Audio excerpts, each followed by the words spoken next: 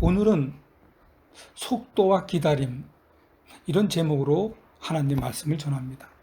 오늘 본문 내용은 사울이 사무엘의 도착을 기다리지 못하고 번제드린 사건입니다. 사울의 이 행위는 다음과 같은 측면에서 비판받아야 아주 마땅한 일입니다. 이스라엘 군대가 말바꾸 소리에 놀라서 앞을 보니까 뿌연 연기를 일으키면서 블레셋 군대가 몰려오고 있었습니다. 성경에 전차 3만 대라고 기록되어 있습니다. 제가 성경을 잘못 보았나 하고 다시 봐도 전차가 3만 대였습니다. 이 정도면 천지를 흔들리게 할 정도의 병력입니다. 거기다가 기마병이 6천 명이고요. 그리고 해변에 모래알같이 셀 수 없을 정도로 많은 블레셋 병력이 벤 아웬 동쪽 믹막스로 마구마구 올라오고 있습니다. 이 어마어마한 병력이 지금 이동하면서 이스라엘과 싸우려고 지금 진을 치고 있는 중이었습니다. 이 광경을 본 이스라엘 사람들은 너무나 놀라서 굴로 피하고 수풀로 도망하고 어떤 사람들은 아예 요단강을 건너버렸습니다. 그리고 요단강을 건너서 갓과 길라 땅으로 냅다 다 도망쳤습니다. 여러분, 우리도 생활을 하다가 우리가 깜짝 놀랄 사건이 눈앞에 벌어질 때가 있습니다. 앞이 깜깜해지는 일도 있습니다. 특히 사업이 망했다면 이건 제가 직접 경험했는데요. 정말 끔찍합니다. 정말 아찔하죠. 이걸 보고 도망가고 싶은 마음이 없는 사람은 아마 없을 것입니다. 혹시 몸은 그 자리에 있어도 마음은 이미 두려움에 쌓여서 이미 도망은 가고 그 마음은 없을 것입니다. 그런데 여러분, 왜 우리는 이때 하나님을 찾지 않고 도망부터 칠까요? 이유는 간단합니다. 평소에 하나님하고 관계없이 살고 있었기 때문이잖아요. 그러나 여러분, 오늘 이 설교가 끝날 쯤이면 아무리 피해가 올 것만 같고 놀랄 사건이 앞에 터지고 심각한 일이 생겨도 하나님을 믿는 믿음으로 심각하고 놀란 사건과 맞서는 그런 믿음의 용사가 되어 있으시길 축복합니다. 사울도 순식간에 이스라엘 진영이 무너지고 병사가 여기저기 흩어져 도망하는 것을 사울도 지금 보고 있습니다. 자, 사울이라고 안 무서웠겠습니까? 똑같습니다. 너무나 다급해진 사울이 제사장 사무엘이 오기 전에 자기가 먼저 하나님께 번제를 드립니다. 아이고, 그런데 이게 웬일입니까? 번제를 마치자마자 사무엘이 도착했습니다. 자, 사울이 번제를 드리는 것을 본 사무엘이 직감합니다. 이 사람 안 되겠구나. 여러분, 우리도 어떤 일이 발생했을 때 그 일을 대처하는 사람을 보고 사무엘처럼 하나님의 관점으로 볼 수 있는 직감의 능력이 있어야 합니다. 이 능력은 사무엘처럼 하나님과 늘 함께 하는, 그리고 할 수 있는 기도이며 말씀입니다. 사무엘처럼 매일같이 기도와 말씀으로 살아서 모든 문제를 사무엘처럼 직감의 능력으로 가지시는 여러분이 되길 진심으로 바랍니다. 그래서 사무엘이 판단한 것은 이겁니다. 사울이 번제를 드렸다는 것은 제사장 직무에 대한 월권 행위뿐만 아니라 하나님의 명령을 불순종했기 때문에 사울은 번제를 했다입니다. 그래도 사무엘이 사울에게 기회를 주기 위해서 다시 한번 이렇게 물어봅니다. 사무엘이 사울에게 물어봅니다. 무슨 짓을 하고 있는 것입니까? 라고 야단쳤을 때 사울이, 여러분, 곧바로 제가 잘못했습니다, 이렇게 자신을 낮추며 자신의 죄를 회개했다면 죄는 더 이상 진행되지 않고 멈췄을 것입니다. 그러면 여러분, 사울의 역사는 완전히 바뀌어서 이스라엘의 초대 왕이면서 하나님께 사랑을 받았던 왕으로 성경에 기록되었을 것입니다. 이렇게 회개라는 것은 한 사람의 역사를 바꿀 정도로 중요합니다. 성경은 이 회개를 하나님의 은혜라고 합니다.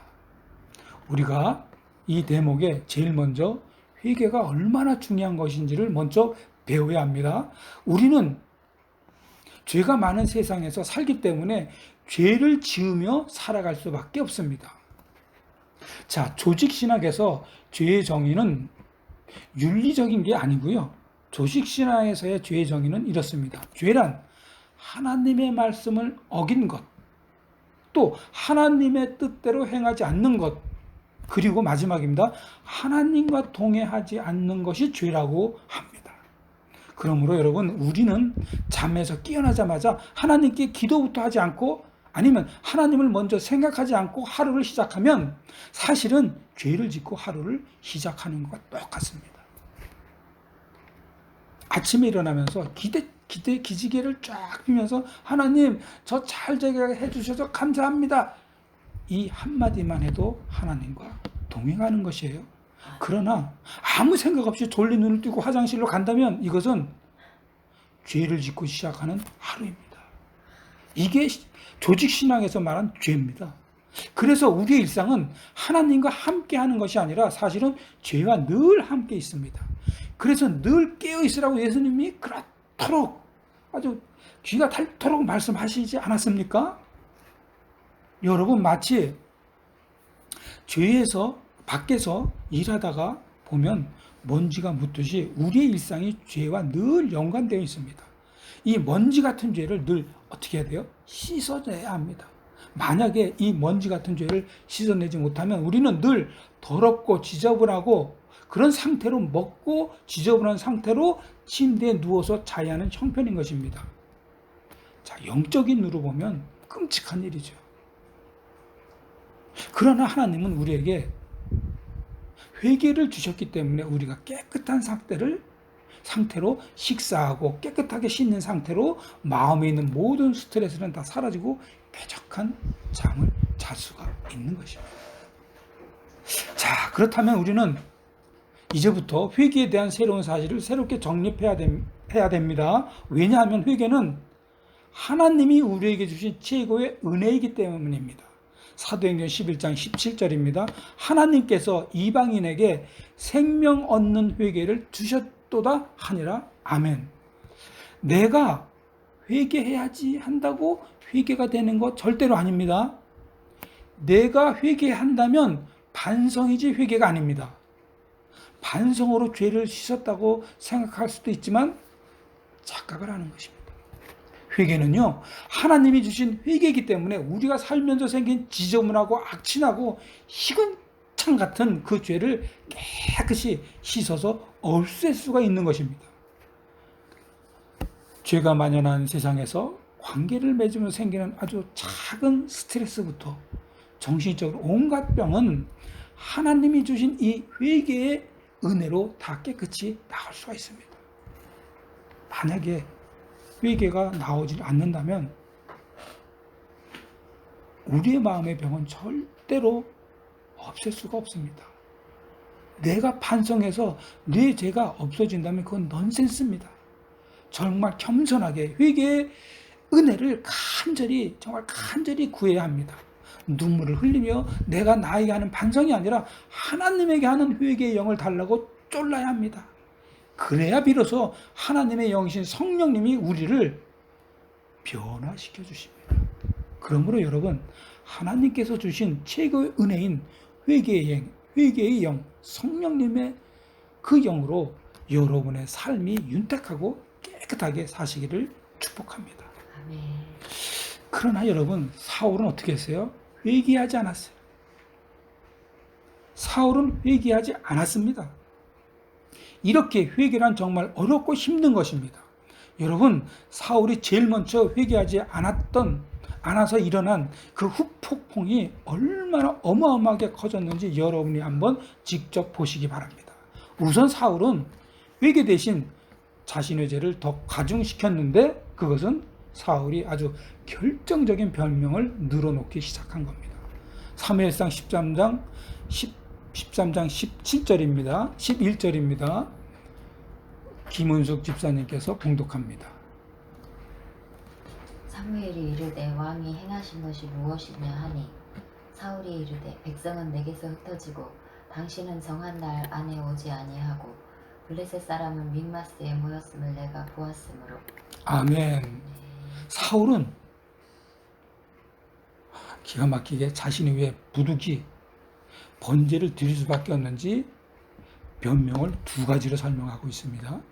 자, 첫째가 어떻게 변명을 합니까? 백성이 내게서 흩어졌다고 변명을 합니다. 전쟁이 터졌는데 백성들이 전쟁을 하지 않고 막 흩어졌다. 그래서 제가 할 수 없이 번제를 드린 겁니다. 이렇게 변명했습니다. 자, 지금 사울이 말한 것은 뭡니까? 당시 상황이 굉장히 급박했다는 것인데, 그러나 여러분, 상황의 급박성이 범죄를 정당화시킬 수는 없습니다. 상황에 따라서 악을 행해도 된다는 상황 윤리는 아주 비성경적인 사상입니다. 상황 윤리는 들어보세요. 어쩔 수 없는 상황 때문에 자신의 신앙 양심에 꺼리낌이 있어도 세상의 문화와 관행에 타협하는 것입니다. 예를 들어 볼게요. 어느 공무원이 자기 자녀의 등록금이 없었어요. 또 빌릴 것도 없었는데 그때 마침 뇌물이 들어왔어요. 예전 같으면 이 공무원 절대로 받지 않습니다. 그런데 이분만은 어떻게 했을까요? 어쩔 수 없이 이 뇌물을 받았을까요? 안 받았을까요? 어쩔 수 없이 받았습니다. 자, 사울의 변명 말이 되지요? 뇌물을 받았어요. 여러분, 다시 말씀드리지만 상황의 급박성이 범죄를 정당화시킬 수는 절대로 없습니다. 이렇게 상황의 급박성만 바라보고 있으면 평소에 그렇게 잘 보이시고 늘 기도하면서 교제하던 하나님까지 보이지 않습니다. 그러나 아무리 최악의 상황에 처해 있다고 해도 하나님만 바라보아야 합니다. 그러면 우리의 경험과 우리의 기대를 넘어서는 모든 문제의 해결자이신 하나님이 해결해 주시는 경험을 하실 수 있었는데 말이죠. 그러므로 여러분의 시선은 아무리 급박한 상황 한가운데 있다 하더라도 하나님만 바라보세요. 사울처럼 이스라엘 병사가 흩어지고 달아나고 없어지는 그런 급박한 상황을 보는 것이 아니라 오직 하나님만 바라보고 있으면 하나님의 해결을 경험하실 수 있는 것입니다. 예를 하나 들어드릴게요. 며칠 전에 본 내용인데요. 아기쌀 과자라는 업체가 있습니다. 회사 이름이 올바른 회사입니다. 이 회사가 지금 엄청난 그때 경영난에 부닥치고 있었다고 합니다. 그런데 경영이 안 되는 그 상황에서 일본 수출을 포기했다고 합니다. 아니, 수출해도 시원치 않을 판국에 이런 바보 같은 결정을 왜 했을까요? 그 이유를 제가 보는 순간 제 마음이 짠했습니다.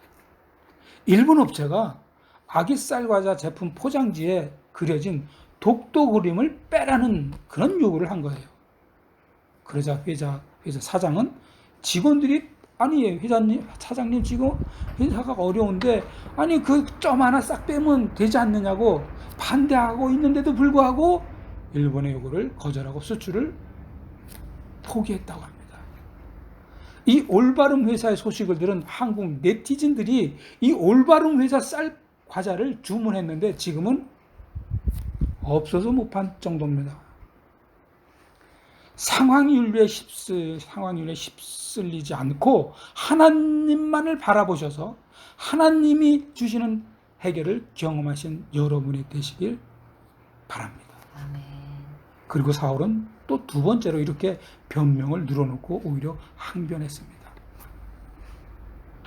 당신은 왜 정한 날에 오지 않았습니까? 이렇게 말이죠. 그러나 사울은 사무엘의 도착이 지연되더라도 기다려야만 했습니다. 왜요? 왜냐하면 잘 들어야 됩니다. 기다림이란 법적인 의무라기보다 믿음의 표시이기 때문입니다. 오늘의 주제이면서 하나님이 주시는 말씀입니다.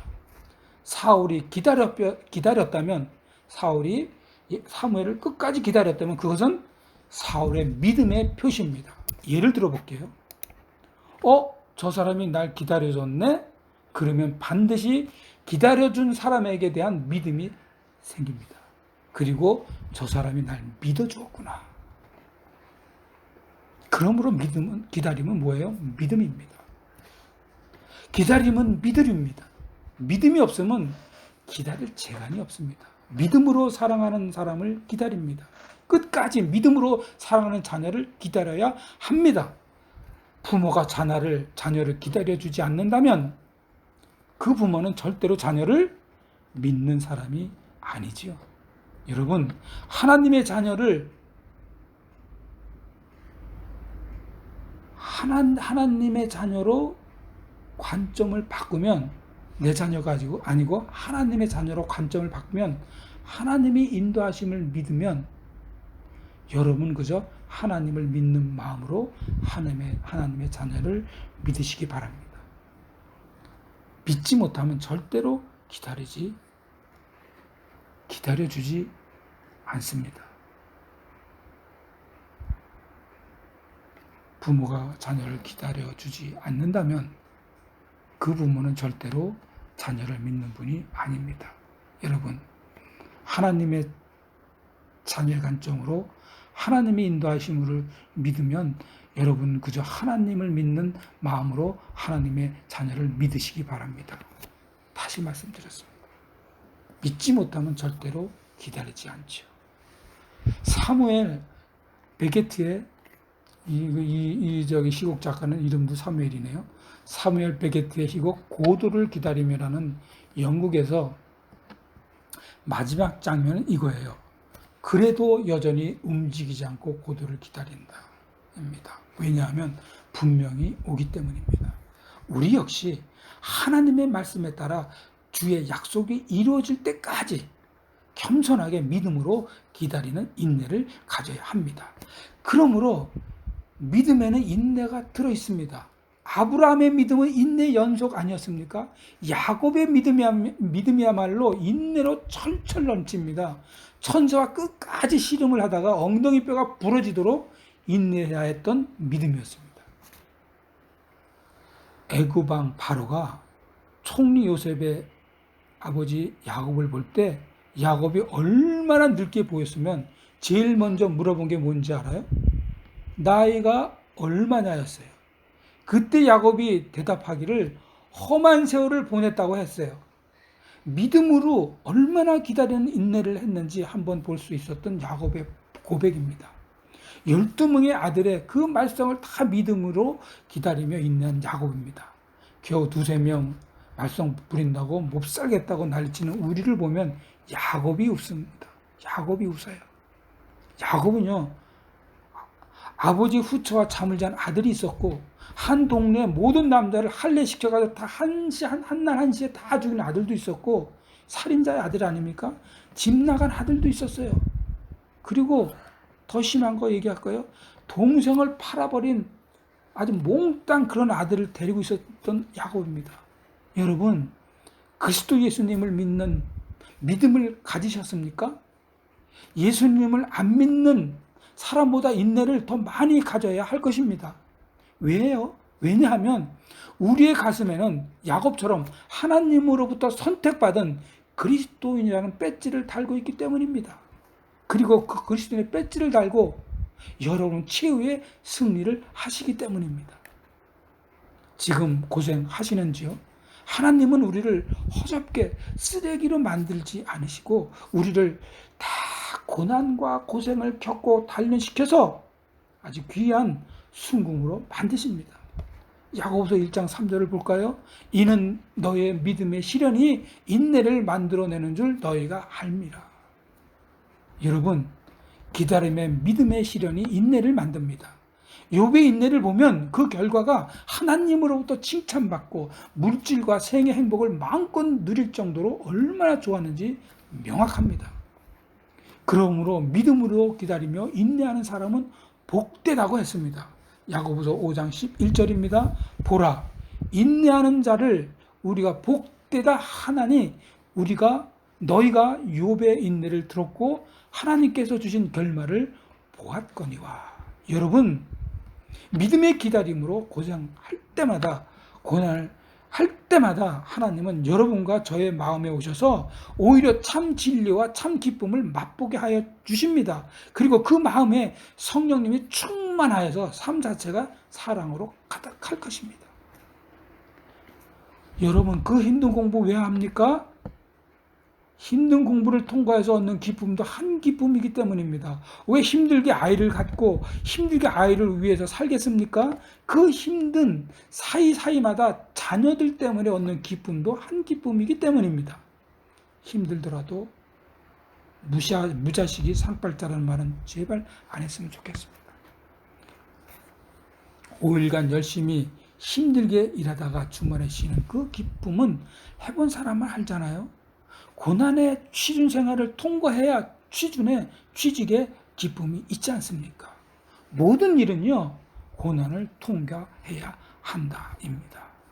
이런 맥락에서 야고보 사도는 아주 중요한 이야기를 우리에게 아주 각인시켜 주고 있습니다. 야고보서 5장 7절에서 8절 그리고 10절입니다. 우리말 성경입니다. 그러므로 형제들이여, 주께서 오실 때까지 오래 참고 기다리십시오. 보십시오. 농부는 땅의 열매를 참고 기다리며 이를 위해 이른 비와 늦은 비가 내리기까지 기다립니다. 8절입니다. 여러분도 오래 참고 여러분의 마음을 굳건히 하십시오. 주의 강림이 가까이 왔기 때문입니다. 그리고 아주 강력한 실천을 말씀하십니다. 10절입니다. 뭐라고 말씀하시냐면, 형제들이여, 주의 이름으로 말씀을 전한 예언자들을 고난과 인내의 본으로 삼으십시오. 아멘. 여러분, 우리는 주의 강림에 대해서 단 한 번도 생각해 보신 적 없으시죠? 조금도 신경 쓰지 않고 잘 살고 있죠? 정말 신앙이라면, 정말 그리스도인이라면 주께서 오실 때까지 오래 참고 기다리는 참 신앙을 가져야 되지 않을까요? 제가 아주 어릴 때 이야기입니다. 초등학교 때, 초등학교 때입니다. 동생들하고 교회 가신 어머니를 기다릴 때가 있었습니다. 수예배를 가시면 제가 동생들 밥 차려주고 엄마를 기다렸습니다. 그런데 어느 날 밥이 없었어요. 우와, 난생 처음 겪은 첫 번째 시련입니다. 제가 밥을 해서 동생들 먹게 했는데 제 기억에 동생들에게는 말은 안 했지만 그날 당황하고 힘들었습니다. 그러나 여러분, 잠깐이에요. 엄마가 곧 오시잖아요. 우리가 신앙을 지키기가 정말 힘들어요. 그러나 곧 엄마가 오듯이 잠깐이면 예수님이 강림하실 겁니다. 제가 지금 어릴 때 이야기하고 있지만 저 지금 칠순을 바라보는 나이가 되었어요. 어느새. 아주 잠깐이면 누구도 모르지만 반드시 주님이 강림하십니다.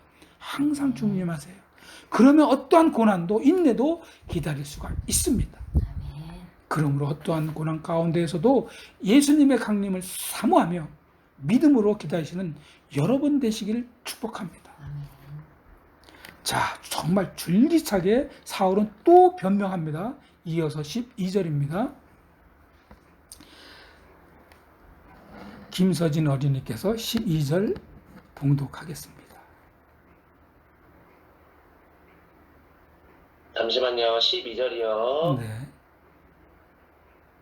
내가 암몬 자손의 왕 13장 12절. 여기. 내가 이르기를 블레셋 사람들이 나를 치러 갈갈로 내려오게 두거늘 내가 여호와께 은혜를 간구하지 못하였다. 하고 부득이하며 번제를 드렸나이다 하니라. 아멘. 아이고, 감사합니다. 사울은 부득이하여 번제를 드렸나이다 라고 변명했어요. 자, 사울이 부득이 번제를 드렸다는 것은 사울의 형식적 신앙이 드러난 증거예요. 사울은 율법에 명시된 외적 의식 수준의 준수에 관심을 가졌을 뿐이라는 얘기예요. 번제의식의 본질인 믿음과 순종은 단 한 번도 생각하지 못했다는 겁니다. 사울의 이런 변명 같은 대답은 그가 절대 신앙인이 아니라 환경에 따라 그 가치 기준이 흔들리는 기회주의였다는 것을 입증하는 거죠. 여기서 우리도 치명적인 약점이 있습니다. 그것은 우리도 사울과 같은 형식적인 신앙생활을 하고 있다는 것입니다. 여러분이 예배를 드릴 때 믿음으로 진실하게 드리게 되면, 신학적 용어인데요, 신실하게 예배를 드리면요, 성도의 견인이 이루어집니다. 여러분, 우리 개신교는 깔뱅의 5대 교리를 믿습니다. 인간은 전적으로 타락했고 부패했기 때문에 스스로 구원을 받기 위해 아무것도 할 수 없는 전적인 무능한 상태에 있다고 합니다. 그래서 첫째가 인간의 전적인 부패입니다. 둘째는 무조건적인 선택입니다. 셋째는 제한속죄고, 그리고 넷째는 불가항력적 은혜입니다. 그냥 은혜 주세요가 아니라 하나님이 그냥 은혜를 퍽 주어 준다는 겁니다. 그리고 마지막으로 오늘 말씀한 성도의 견인입니다. 이때 이 성도의 견인은 뭐냐면, 하나님께서 우리를 구원해 주셨는데 그 구원이 유효하도록, 계속 유효하도록, 구원은 받았는데 내가 또 잘못했어요. 그렇지만 계속 유효하도록 사랑과 은혜로 끝까지 우리를 붙들어 주신다는 거예요. 견인, 우리를 죄를 졌지만 죄를 지은 우리를 다시 붙들어가지 다시 옳은 길로 가게 해주고, 우리가 또 살다가 죄를 졌지만 하나님이 다시 붙들어줘서 견인해줘서 다시 바른 길로 가게 해주고, 이게 성도의 견인입니다. 더 알기 쉽게 표현하면 로마서 8장 39절입니다.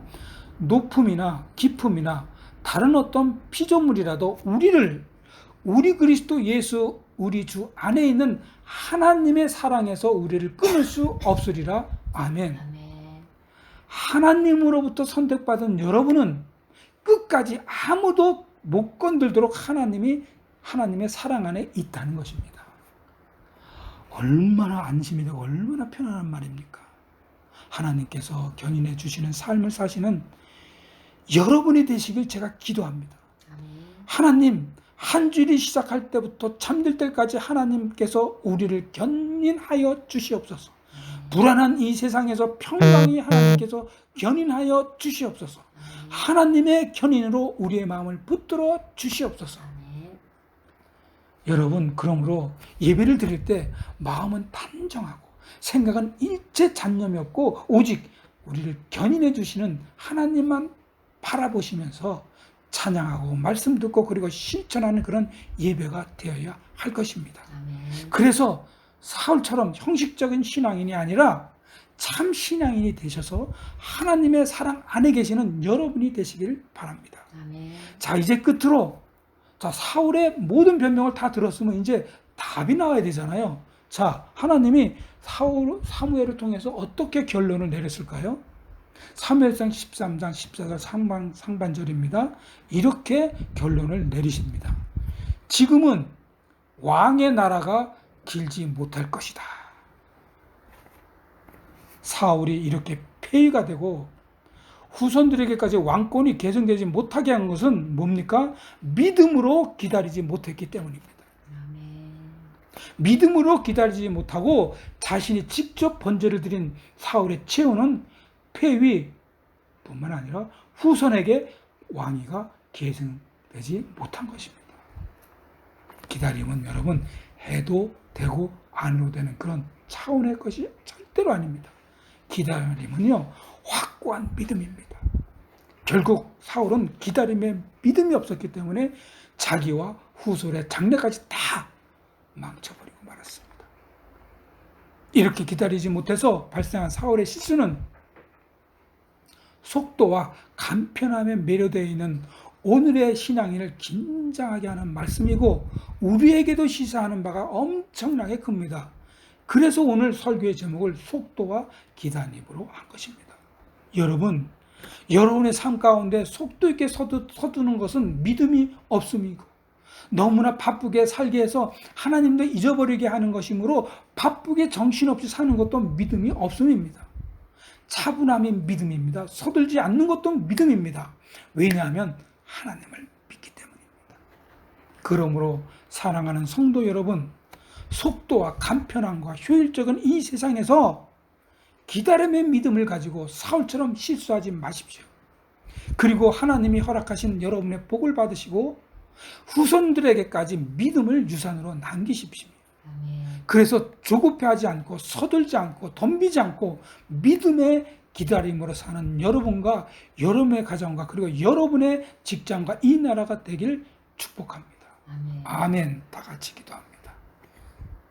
하나님, 속도와 간편함만 강조하는 이 세상에서 믿음으로 참고 인내하면서 기다리며 하나님의 뜻을 이루는 저희들 되게 하여 주시옵소서. 예수님의 이름으로 기도합니다. 아멘.